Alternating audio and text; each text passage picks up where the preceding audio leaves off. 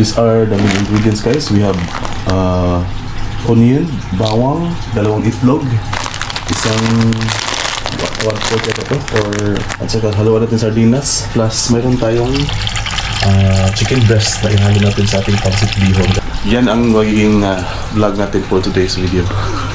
So abangan natin kung masarap siya o hindi. So let's do this. Ayan guys, this is the final ingredients that we have. We have onions and garlic. We have this chicken breast. Hiniwa-hiwa ko na siyang maliliit. Tapos we have the sardines, and the main ingredient is this is bihon, pancit bihon. And then we have salt, we have olive oil and soy sauce, and 2 eggs. Okay guys, so that are the main ingredients. Okay. Yeah, gamit tayo ng pan. Okay, to the oven, and of course this is the takip. Okay, so yan. And then okay, so una is oil. Okay, olive oil. Okay, so ipo-pour na to sa kawali. Okay, so yan na, na-pour na natin yung oil guys. And then this one, onion and garlic.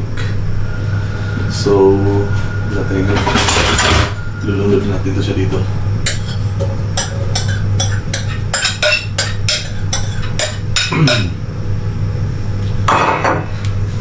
So hindi pa man masyado mainit yung yung kawali natin guys. Yan. Hindi pa mainit ang kawali. Inunod ko na yung onion, pero okay lang yan kasi semi-wise naman din yung onion mamaya. So ganyan. So let's wait for a while before the onions get semi-rised. Okay.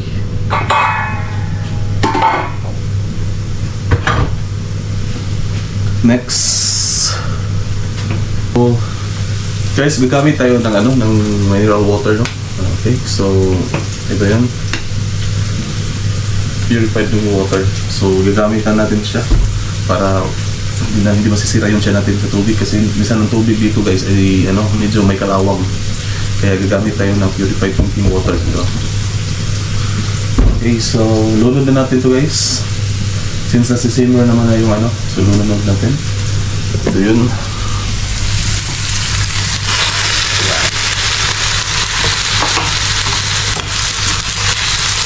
Antayin natin ito na maluto itong manok bago natin ilunod ng ibang ingredients, kasi medyo may kailangan din ng manok na luto. Lalo na ang manok natin ay frozen.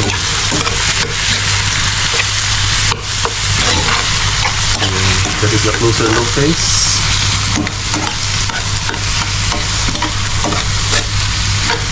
Okay.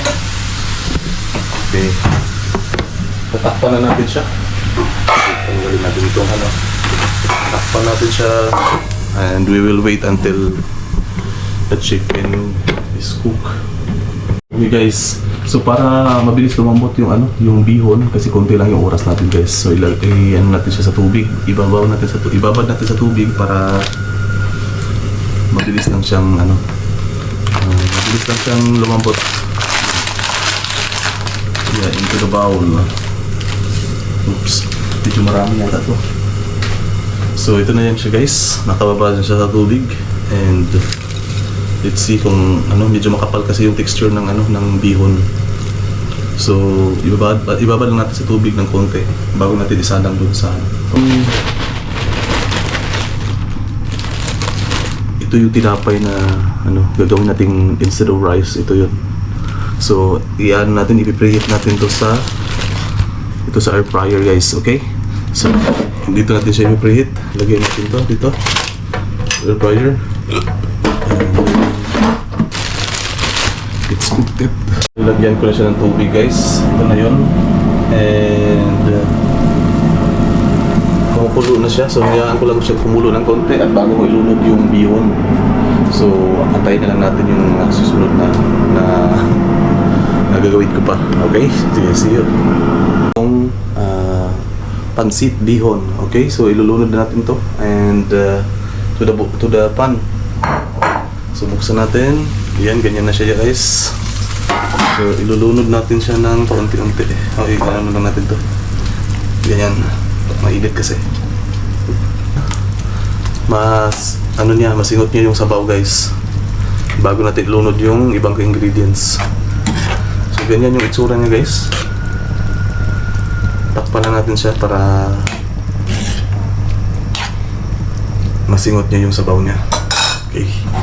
So, yeah. Okay. So the next ingredients guys, we have 2 eggs and sardines. Okay.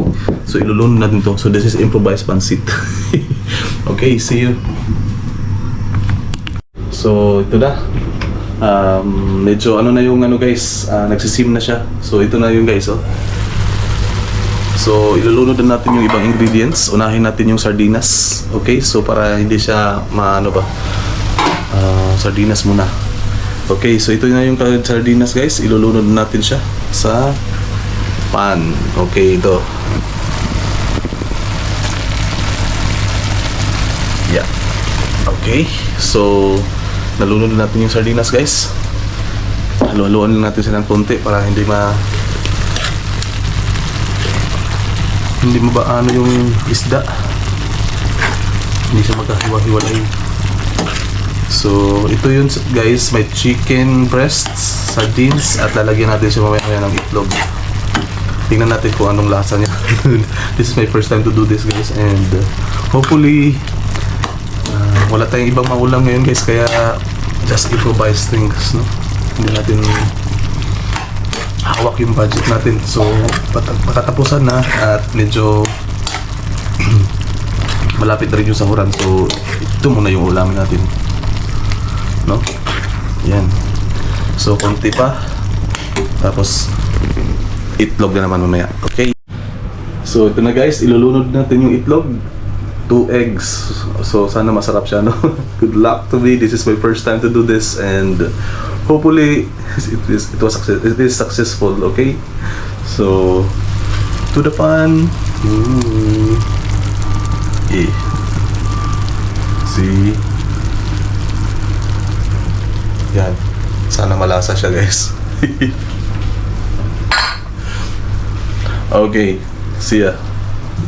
Tingnan natin guys kung ano nang itsura niya. Wow, nice.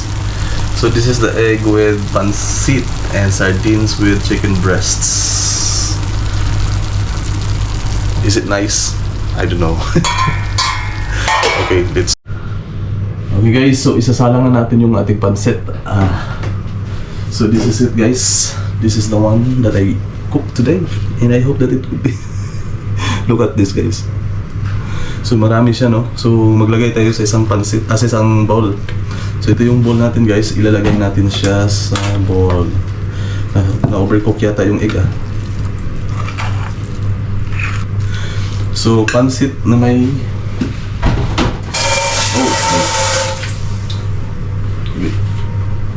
really. So ito na yun guys.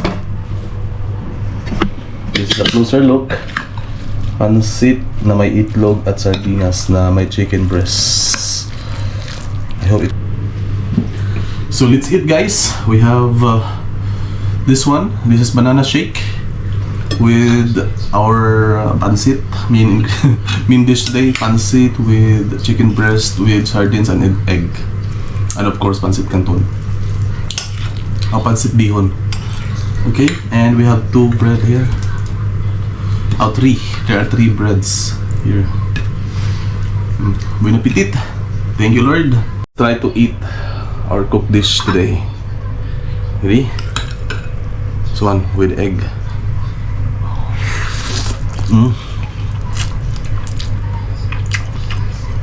Masarap siya guys. Hindi siya ganun kaalat. Kasi ang tinitimpla ko dito, kunting asin lang at saka toyo. Yan, ito lang.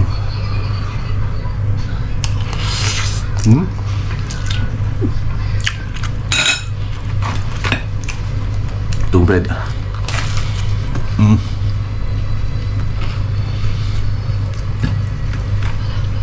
So Ano ba?